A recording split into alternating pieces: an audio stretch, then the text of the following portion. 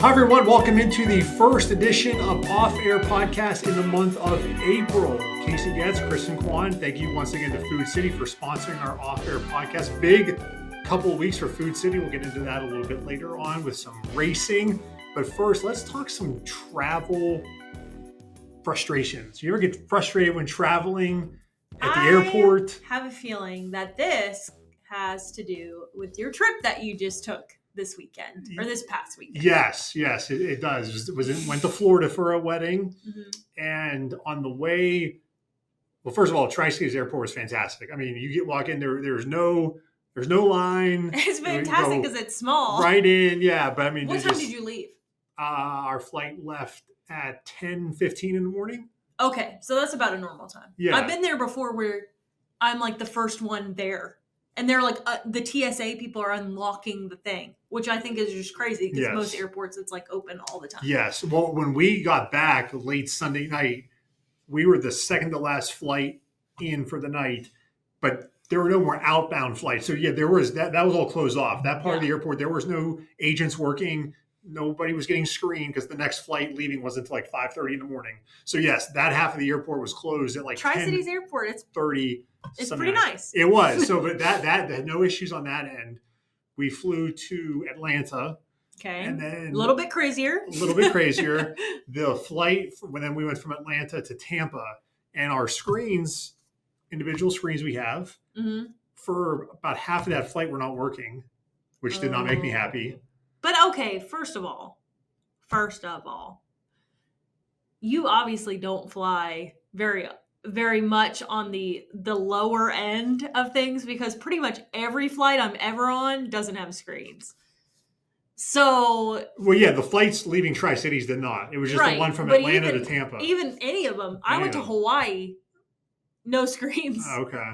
So I'm not used to this luxurious life of having a TV screen. Okay. But anyways, so let's go back for a second. Number one, you didn't have a TV screen. But number two, was there no flight from Tri-Cities straight to Tampa?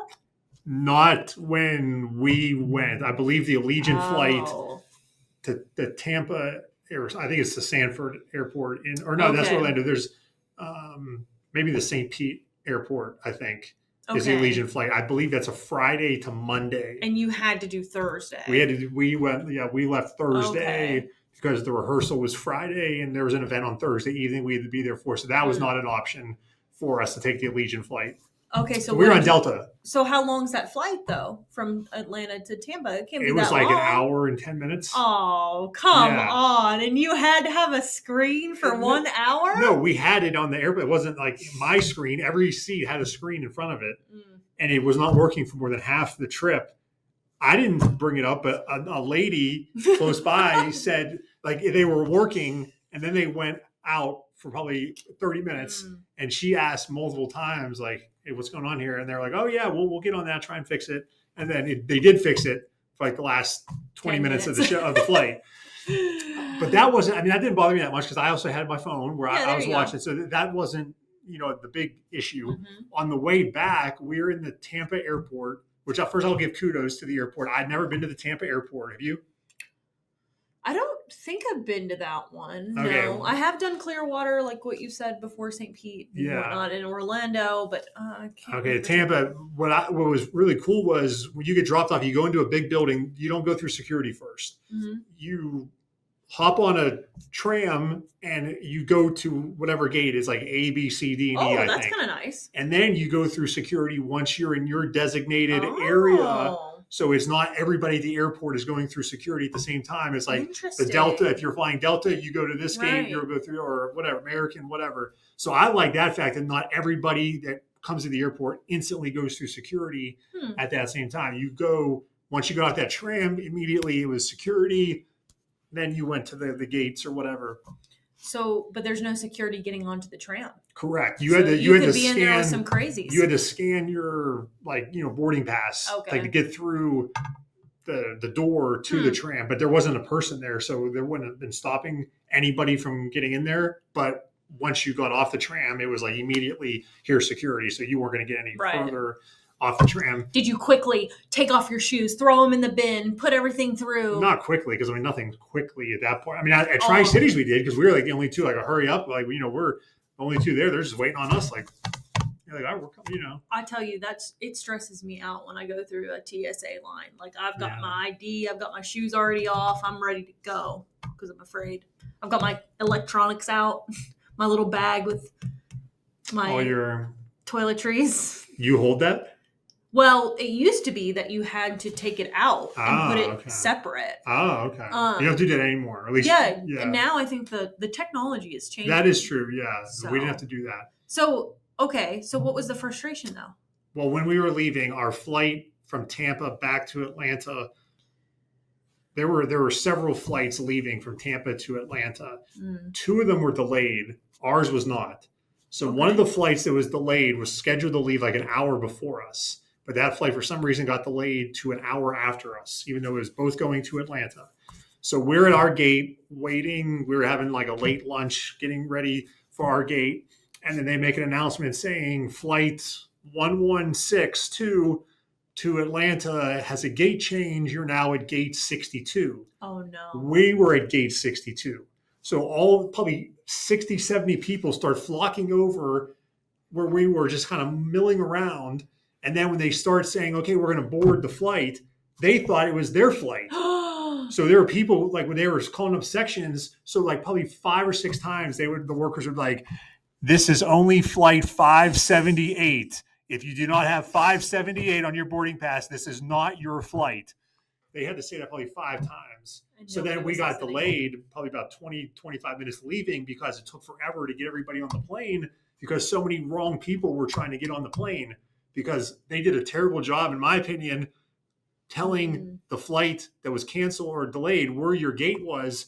They should have waited until our flight was gone and then told them. So they had 2 planes going to Atlanta, but only one of them they were allowing it. It was very confusing. And then again, big delay. Okay, so now here goes another problem. How long was your layover in Atlanta to get back to Tri-Cities? It was an hour and 15 minutes. Okay, so you were golden. And it would have been now if we got in there, I think we got to Atlanta maybe 20, 25 minutes later than we were supposed to. So we still had plenty of time to grab a snack and we were not rushed. But there were people on our flight from Tampa to Atlanta that were like trying to cut the line. Yeah.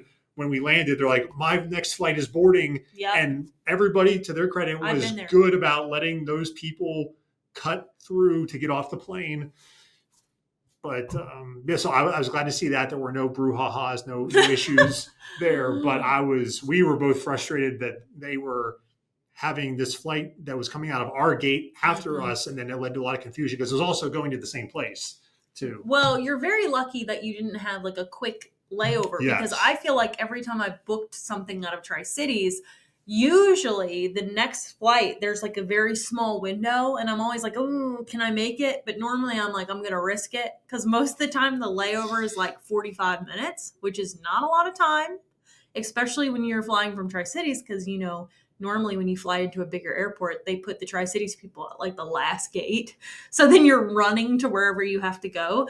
So you are lucky in that sense because you didn't have to really run. This was the first time Kelly and I and my wife, this is the first time that we have flown Delta together. We typically have always been American. But she is the one that high roller. No, she's the one that found the deal. So as we were going through this, so this was the first time we've flown to and from the Tri-Cities to Atlanta. We typically always go to Charlotte. And yes, that is the one where you're like having to walk very fast or run to your gate because you're always at the end. Yes. So, and my wife says that American is known for their very short windows there. Did you So when we finished, so when we were wondering, okay, well, if there's going to be issues, she's like, well, it's not a big deal because like there'll be another flight. Like there's another flight after that's getting into Tri-Cities. Like we always take the next one. And I'm like, no, the one we're on is the last one going back to Tri-Cities because she was thinking just Charlotte. She's like, no, I know there's another. I'm like, yeah, but that's out of Charlotte and on American. Like this is, we're on the last Delta flight scheduled into Tri-Cities. So if something happened, we would be stuck in Atlanta for the night. So fortunately that didn't happen. Yes. But yeah, so sorry. No, did you get to take the little tram in the Atlanta airport? Oh yeah, you have to get to the different gate. Yeah, that's fun. Yeah, I like and then that. it's like you hold on because it goes it goes pretty good there. Yep, I liked it though. It gets you where you need to go. And then there were a couple of restaurants or places where, it was Sunday night. We were there. It was about maybe 8:30, and there's a lot of places I guess that were open to get something to eat, but then they weren't really open, but they were open, so that was a little frustrating for. Well, despite that, I think that overall it sounds like we had a great trip. Yeah, wedding again. I'd never been to St. Pete before. I've been to Tampa for work many years ago, but never been to St. Pete. So I had a good time. Weather was very nice. The wedding was nice. Had a good time. It was nice to get away. The weather was like in the low 80s and not very humid though, so that was pleasant. I enjoyed that. So nice. I don't like sweating a lot profusely in the really humid weather. So yeah, we had a good time. It was nice to get away, and we came back and it was a little chillier. I'm glad you had a good time. Yeah, it is a little bit chillier here, but this week later has been good. It's been a great week so far, but next week not so much. So enjoy it while you have it. You got to golf today too. Yes, I did golf today with your husband. He got a new set of golf clubs, and he thought he was going to be Tiger Woods out there. Was he? He was early on. Then he turned back into Neil Woods. But yes, so it was fun to get out there and play. We're going to play in a tournament. He and I and a couple of other friends of ours.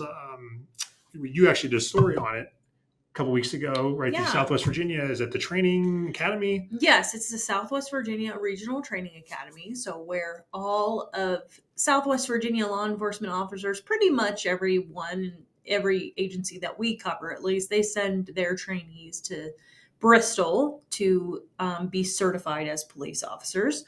And so they're holding a golf tournament next Saturday. And it's to honor fallen law enforcement officers who died in the line of duty. And they're also raising money, though, for the academy. And the academy does a lot of things. They do have like a memorial wall outside of the training academy that has every fallen officer's name on it. So they do a lot of things. And they're also hoping, they have a foundation now, which is kind of neat, so that they can raise money and raise funds. But they're hoping, one day to have a new facility too, because the one that they have now is they're outgrowing it. It's it's off Bonham Road there right now. Yes. Off Bonham Road. So your husband said he had put a team in and asked me to play. And, and when we did the story, admittedly, I did not know much about that organization before. So from when you were telling me about it, he was telling me about it. It's a really good cause. So I was like, I could play. It worked out schedule-wise. So going to play. And then another friend of his and a friend of mine are going to be our foursome for this tournament at Clear Creek. Yep. Next Saturday. And it's a big event. There's a morning shotgun and an afternoon. I think about 48 teams is what I was told. Yeah. So it's a huge tournament. I think they filled every slot, which is great. You can still donate. But yes. But there's a waiting list, golf, I believe. Yeah, they filled the spots. So love to hear that. So we'll need Dave Dirks to give us some good weather, not just for that golf tournament, but also for race week. Because that's coming up crazy. Next week. I know it looks like the early part of the week could be a little chilly, but we can handle that as long as it's not raining. But next week is race week, which is going to be kind of newer in the sense that there's going to be 3 races in the spring. Typically, there's only been 2 for the last several years. Typically, the Xfinity Series does not race at Bristol in the spring, but they are racing this year. So they're going to have the truck race Friday night under the lights. And then Saturday, the Xfinity race will be like at dinner time. I think it's 5:00. And then the Cup race, the Food City 500, will be on Sunday at like 3:00. So every day it gets a little bit earlier time-wise. And you and I are going to plan on being out there Sunday for the big Food City 500. Yes, I am excited. I love watching. I love I really do enjoy NASCAR, And it's back in April. Yes, and I don't know. I'm fingers crossed, but I think they're going to have good luck this year. And I am kind of glad myself, just personally, that it's not on Easter this year. This will be the first time in, I think, 4 years it's not on like either official or unofficial holiday. Last year, remember, it was on St. Patrick's Day. That's right. Yeah. And I didn't love that either. Yeah. But that's because, I'm a St. Patty's Day fan. Mm-hmm. So normally I like to do St. Patrick's Day. Did you go to the race last year?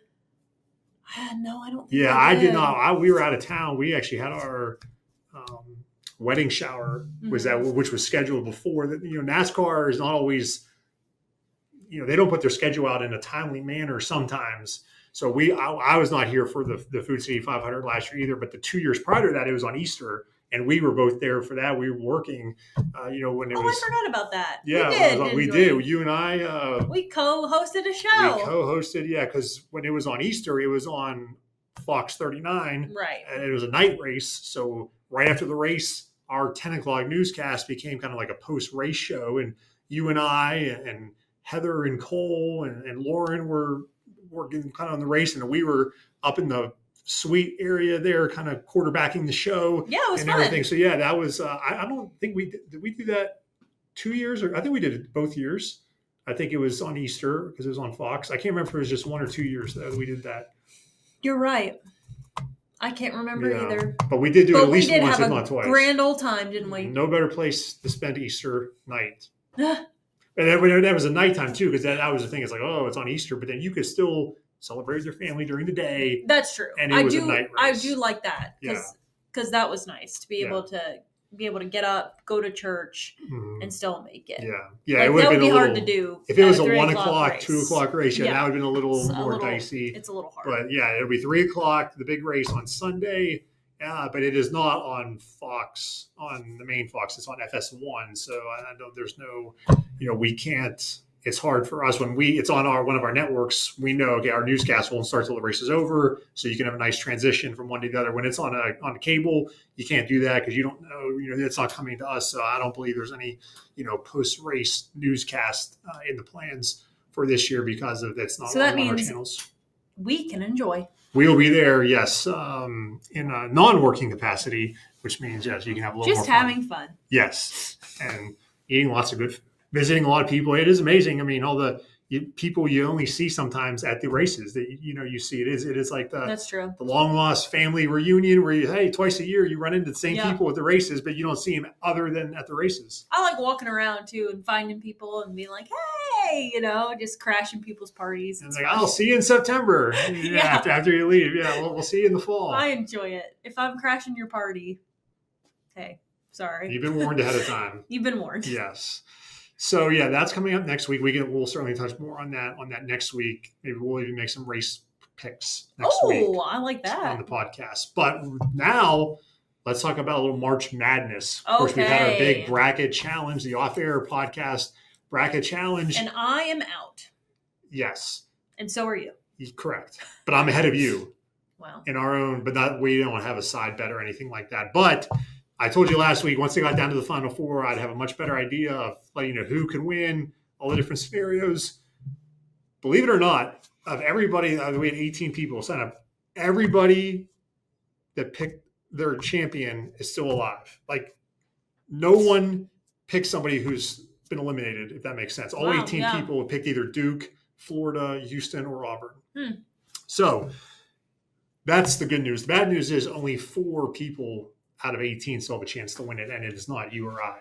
That is true. But we are both married to 50% of the people who have a chance to still win this podcast. Yes, bracket. And I meant to ask you that while you were golfing. Yeah. Did you explain this to him? It never came up. It never came up. I wish you would have brought it up. I know. He's convinced that there's no way he being your husband. Yes, he being my husband is convinced that there's no other way that those other people can catch him. Like, except for Kelly. Kelly picked Florida. Yeah. My husband picked Duke. And they're in first and second place right now. Yes. And so he's like the other 2, which is Kylie Hill, who used to be a reporter here, and Andrew McClung, also used to be a reporter here. He's like, there's no way that those other 2 can catch them. But you say that they can. Yes. And it's not what I say. I mean, I signed up for the bracket challenge on ESPN. They had their scoring system. I did not change it. It was what they have it. And they have, I think it's 320 points around is what they do. So now that we're in the Final Four, you get 160 points for each of the Final Four games you get correct. Okay. And then there's 320 points if you pick the team that wins the championship in that round. So there's only 640 points left. So if you're within that range, you are still alive. So I know math may not be your husband's strong suit, but He's in first place. He picked Duke. If Duke wins, he wins the bracket.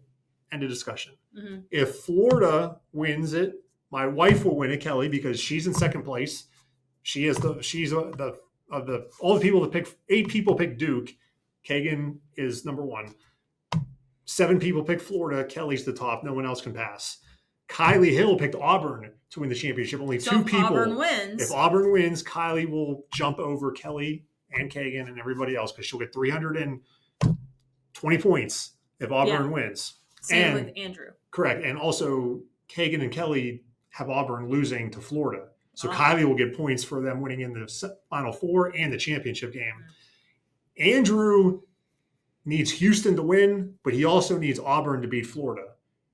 Okay. Because if Florida and Houston win and they play each other on Monday night, and let's say Houston wins, Andrew will not catch Kagan because the 320 points that Andrew gets will not be enough to pass him. I see. But if Auburn beats Florida, Andrew also has Auburn over Florida. He will have enough points between the 2 of them to pass. So Andrew needs a little bit of extra help. He needs Auburn and Houston to win. But everybody else, so we know it's going to have 1 of 4 people that we'll have on the podcast, or at least invite. Whether they accept, we can't do anything about that. But all we can do is offer them an opportunity to come on the podcast, as we said we would for the winner. Whether they choose that or not, that's up to them. Well, I'm going to clip this, and I'm going to send it to my husband for him to listen. You heard it here. Yes, and you all out there probably like, I could care less because it's not our bracket challenge. But we gave everyone out there a chance to join. Yep, that's true. So maybe next year. Maybe next year. So that's the March Madness. We got 4 people left. And then, of course, next week, we will let you know who won. Mm-hmm. Don't know if we'll have enough time to get that person on next week. If not next week, maybe the week after, because we won't know until Monday night, very late, who wins the bracket. And we don't know yet what day next week we're going to tape this. So we might not be able to get the winner on next week.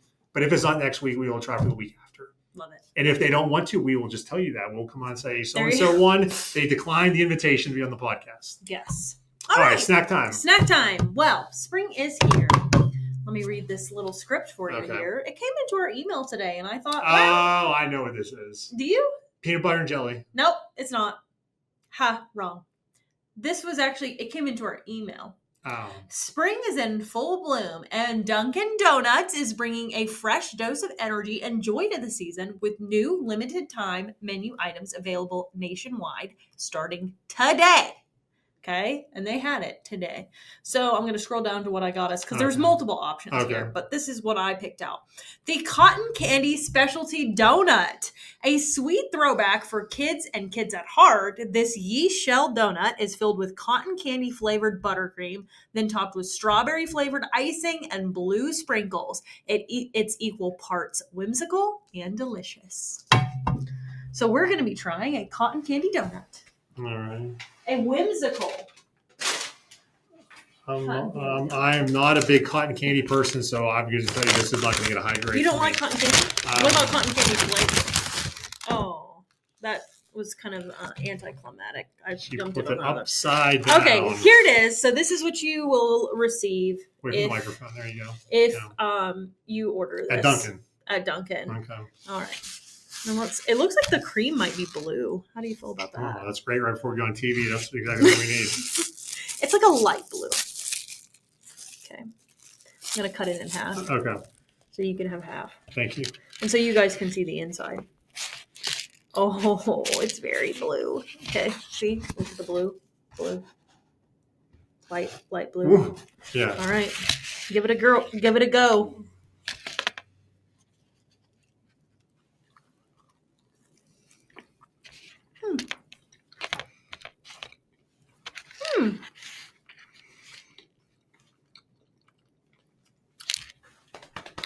Not so bad. It's a little better than I thought it was going to be. I will say that. Okay. So the cotton candy is pretty light. It's not overly like in your face cotton candy. Yeah, it's not like when you eat like a kid at a ball game and it's just pure sugar. No. This is like a lot of sugar, maybe not like pure sugar. And it's not so much like the cotton candy flavoring is like overwhelming. Yeah, no, I agree. I'm gonna give it a 6. Okay. Yeah. It's okay. I'll give it a 5.5. Well, me higher than you. I would not have guessed that before this started. I mean, I probably would never order it again.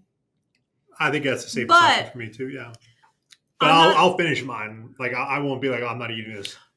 right. Like it's good. Yeah. Not probably won't get another one, but I'm also not really, when I eat a donut, I never go for a cream filled one. Why? I don't like it. Okay. I just want I think I just more like the bread. I'm also weird. Okay, here's the thing too, and everyone always gets mad at me for saying this, but I like Dunkin' Donuts donuts better than I like Krispy Kreme. I don't think that's. I think most people would be like, "You're crazy. Krispy Kreme is better." No, I'm not. Yeah, I'm not. But Dunkin' is more like cake or like bread, and that's what I think. I just like that. I don't need all the glaze, I just want like bread. Yeah, no, I don't think that's crazy. I honestly probably would go with you there too. Interesting. We'll have to take a survey. All right. Well, that about does it for this week's episode, the first episode of April for Off Air. I'm Kristen. He's Casey. And thank you again to Food City for sponsoring our podcast. We'll see you next week, which is Race Week.